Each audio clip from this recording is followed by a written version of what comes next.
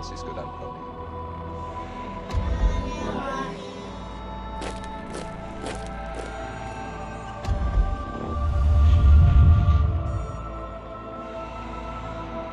Watching, we know you.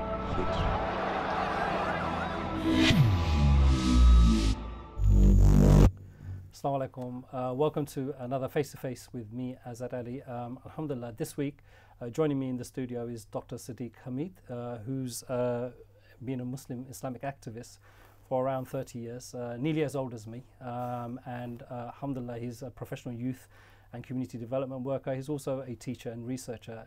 He's been teaching in Chester University, Leopold Hope University, and more recently the Oxford Islamic Centre in Oxford University. Dr Hamid has also written a book some of you may be aware of, which is Sufi Salafis and Islamists, and the kind of the fight for the terrain, Islamic activism terrain. Jazakallah khair for joining us. Thank you so much. Just to start off the conversation, I mean, the book, a lot of people found it very interesting. What prompted you to actually write it? Well, alhamdulillah, I'm very glad people are reading it, because we academics have a tendency to just write books for ourselves, and you know, the knowledge and information tends to stay in the ivory towers. I personally, I think the knowledge that is generated should be shared, and certainly my intention to get it into academia was to make a practical difference and do research and analysis that will benefit Muslim communities and hopefully educate wider societies. But specifically on the point of why I wrote a book, especially with those contentious terms, Salafi, Islamist, obviously, you know, in the last 10 years or so, they're very, they've actually acquired very negative meanings, and people become quite defensive and critical of why even use those terms. But they really are academic definitions, and some Muslims own up to them. That they will describe themselves as such, and while other Muslims will say, no, actually, we don't want to be known by those terms. I actually wrote the book because it was a version of my doctoral thesis, which I spent many years researching and speaking to people, and I wrote that really for myself initially, because I wanted to make sense of the various Muslim organizations and groups and trends that were really very active in the 1990s, but also continued their work and changed after 9/11. And I was trying to basically make sense and interpret how these groups shape the understanding of Islam for Muslim communities at the grassroots level. Particularly the fact that because they were speaking in English in communities where we was, you know, we went to masajid in where the imams were usually couldn't speak English, and they were speaking in the mother tongues of Urdu, Bengali, Arabic, and so on, and Somali. And that was one of the reasons that it kind of alienated youth, because they couldn't really appreciate the message of Islam. The teaching wasn't being passed on. So the Islamic groups that came to the prominence in the mid 1980s and during the 90s were there really to cater for the second generation in English language. And I think as they played a profound role in educating young people who wanted to learn about their faith and practice their faith. And I think it's because as things developed during the 90s, unfortunately, due to world events, we started to see certain Muslim activist groups going in a direction which was quite problematic. And then certain people started to get involved in, unfortunately, quite negative, destructive activities. And I mean, so I'm just trying to make sense of all of that, you see, because I thought for myself, but also I thought, you know, it could be of value to non-Muslims. No, it is. I think it's also very valuable for the younger generation looking back in history, because obviously, you know, we're getting to a stage where we are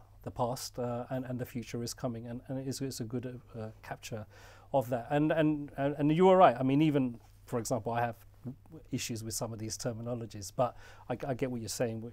But I don't really want to focus on that. What I want to kind of really, the topic today is we're looking at, okay, as Muslims here in the West, Islam in the West, there are, you know, a lot of challenges that we are facing, and they were a lot of challenges people were facing 30 years ago, 40 years ago, like that you've captured perhaps in your book.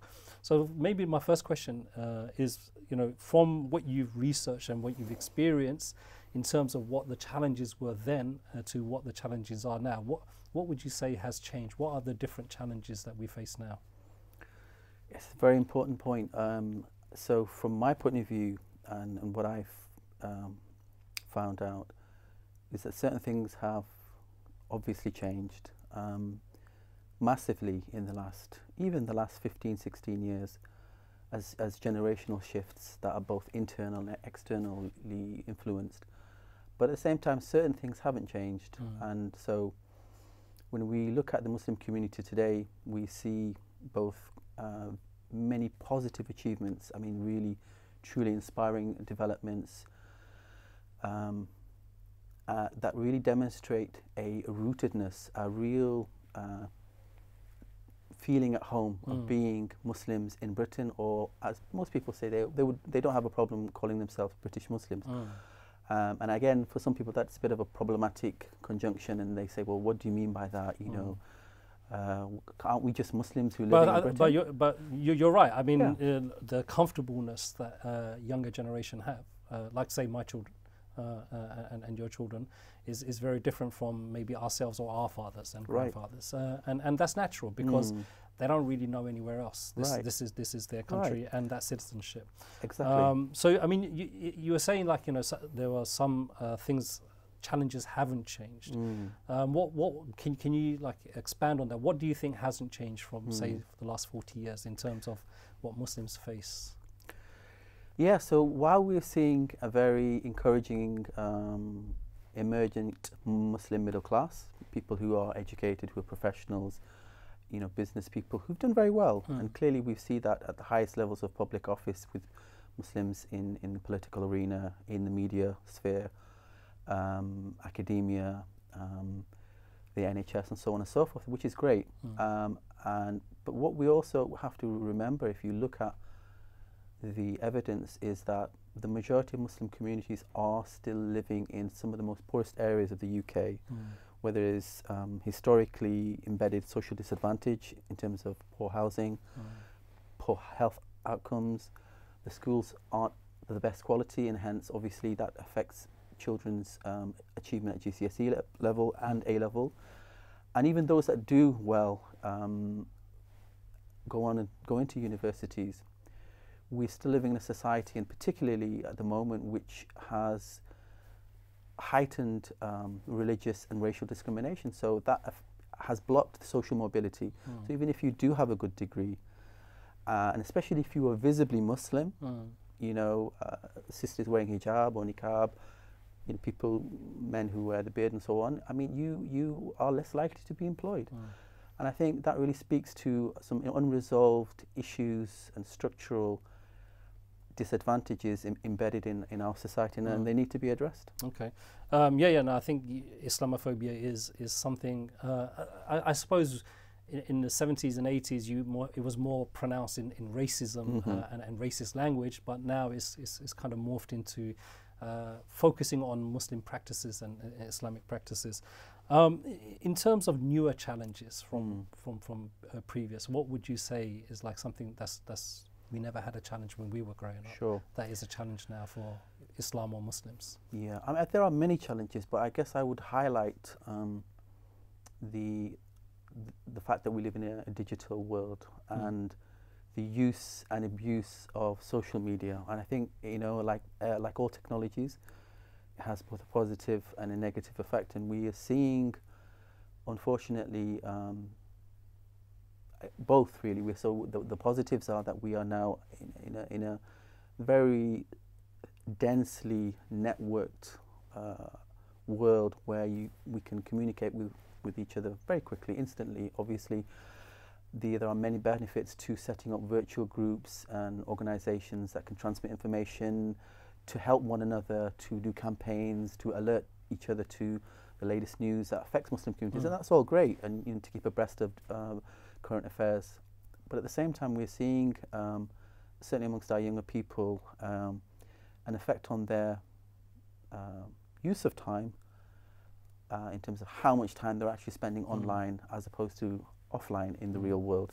The fact that it affects their communication skills, the fact that the content is, harmful content is very difficult to manage and control. And the fact that, certain social media platforms are very addictive, and this is something that's been alerted by various scholars and researchers to say that it is actually having an impact on mental health, self-perception, self-esteem, and this idea that people, they look so happy on Facebook, and why isn't my life so happy, and so on and so forth. And it's an area which is quite disturbing, really, in terms of how that. Do you think we're losing the ability to interact as humans? And you see these images, and I have actually seen it in real life as well, where you're in the same room with your family or things, and actually no one's talking to each other, and if they are, it's through the phone. It's crazy. There's a scholar, a very famous scholar, American, who has been studying this over many years. Her name is Sherry Turkle. She's wrote a book called Alone Together. It's one of her many volumes to say this is where the technology has come, that we are as human societies, especially here in the West, we are losing our ability to relate to one another on a human to human level, because so many of us are gazing at our screens. Phones, yeah. Okay, I'm just going to pause you there, Dr. Hamid. We are coming up to a break. I do want to expand on this point because I also see a detrimental impact of that, in particular in terms of our deen and practice, perhaps, and learning. But we'll come back to it after the break. So don't go away. Do join us after this very short break. See you soon. Assalamu alaikum.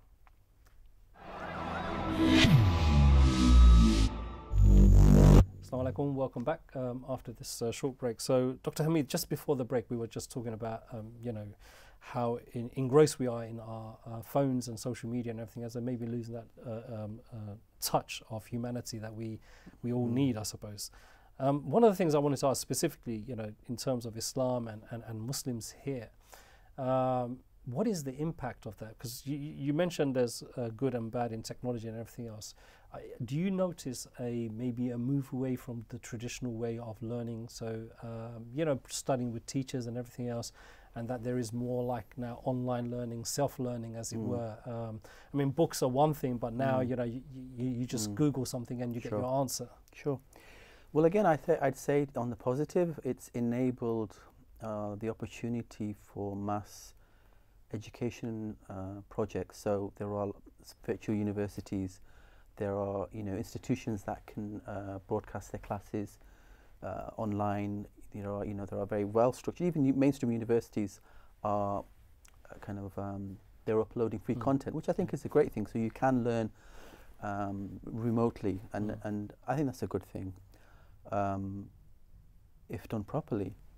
But I think the real danger is that we're living in a time where technology, what it does, it flattens authority. And in Islam, as you know, we do have a hierarchical relationship when it comes to the transmission and the reception of knowledge. So we recognize scholarship and the fact that people who have spent many, many years of their life studying Islam, that we give them the respect and treat them accordingly, that teachers, experts, people who've spent a decade or more, that they are the experts, and that the lay people are there to learn. But what's happened is that the internet has caused this phenomena of self-styled sheikhs, or we have Sheikh Google, right, which is one and thing. Mufti Yahoo. Right.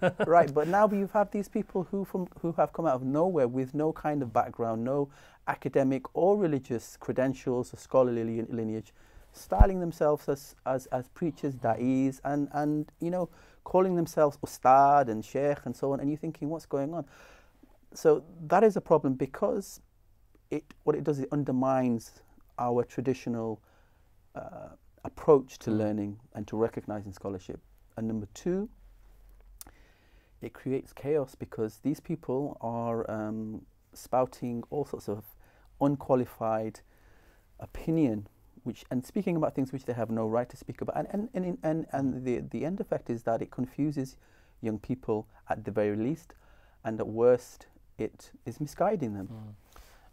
I mean, one of the things I've seen is throughout the activism. I mean, I recognise a lot of things you've written.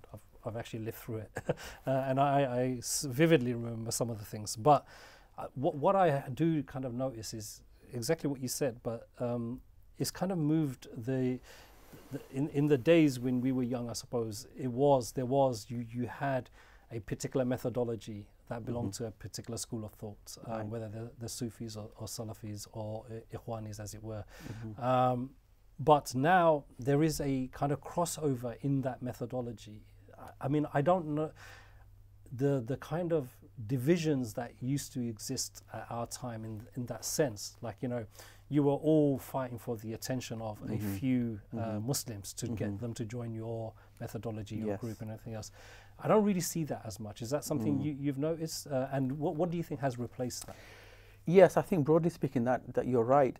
Things have certainly changed in the last 10, possibly 15 years where, and this is something, a development which I try to track in the latter part of my book, in that really I use 9/11 as a turning point, because many things happened. And in brief, obviously there was massive repercussions politically around the world with the launch of the so-called war on terror, but then how individual states in both Muslim majority countries and here in the West started then dealing with Muslims in a different way, because they came to be seen as a security problem. And certainly here in the UK, as you know, after the London bombings, the government clearly signalled their a shift in approach, and that with the advent of the era of prevent.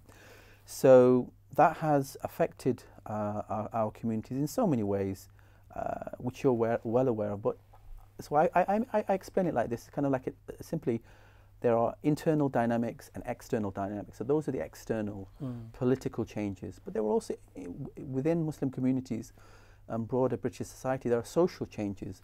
The obvious one being is that our population has increased. And every decade, it's almost doubled. So from 2001, to 2011, we went from around 1.8 million to 2.7 million.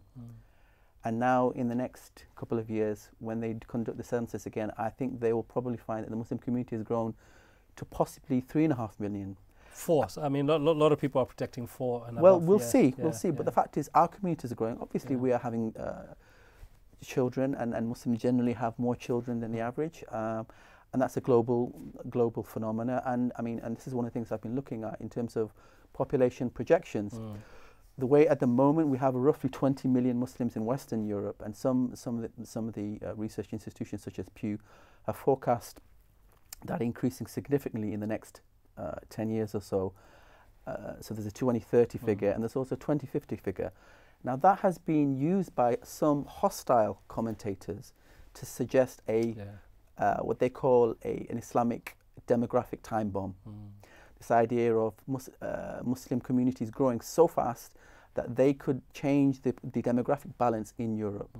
And it troubles them. And most recently we had with the awful tragedy in New Zealand, this idea coming into common currency of the Great Replacement, which was this French intellectual came out with, and suggesting essentially the same thing, that Muslims are taking over Europe this time by not fighting us, but by basically having more kids.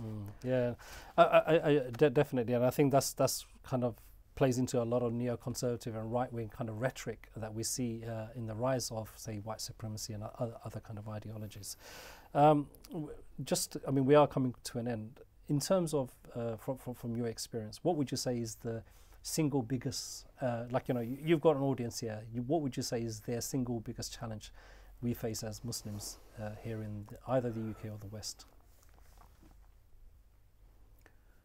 I mean, there are so many challenges, and it's difficult to pinpoint one. But I guess feel free to mention more than one. Then, yeah, I mean, I would say perhaps the one that we hear the most often, and we've been hearing for a long time, is this idea of Muslim unity, this fabled Muslim coming together as one ummah and having a leadership, either a single leader, imam, or scholar or representative, or maybe a group of Muslims coming together representing the diversity of the Muslim communities. And I think that is a challenge, because what we see is a weakness of when Muslim community, and our communities are very, very diverse, on the lines of, as you mentioned, theology, legal school, aqidah, madhab, manhaj, methodology, and so on and so forth, on the basis of nationality, on the basis of ethnicity, on the basis of different histories of coming to this country.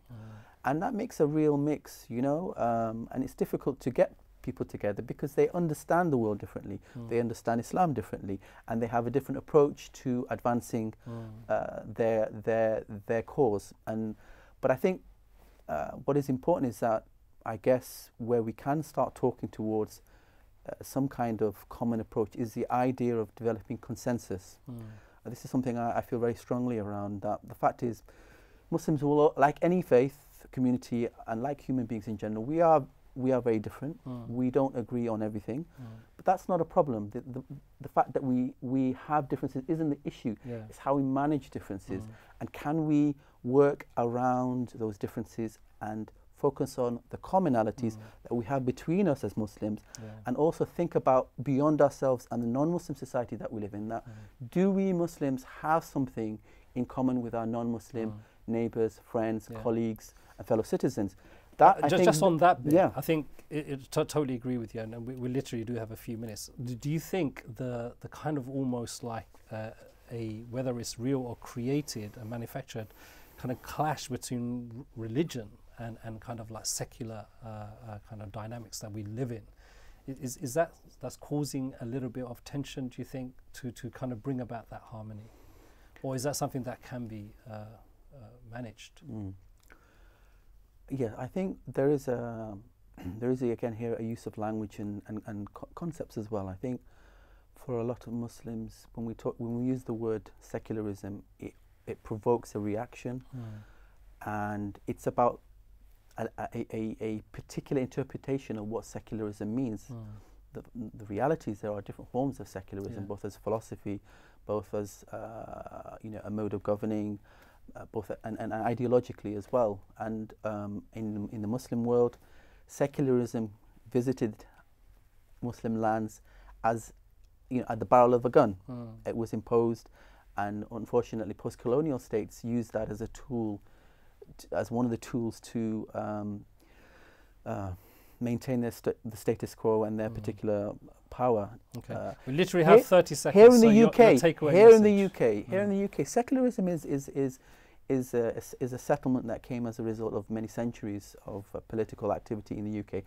And you know what? It allows us to practice our faith. What people don't understand, certain Muslims don't understand, that secularism is a quite relaxed version here, whereas in France it's very hardcore and aggressive. So we shouldn't have a problem with secularism per se in the British model. Okay. All right, Jazakallah khair. I think that in itself is actually a big discussion. We are going to pause there. Dr. Hamid, thank you for your time and coming into the studio. Do join us again next week. We are going to actually carry on this conversation, but perhaps focus it more on young people. Till then, take care. Assalamu alaikum.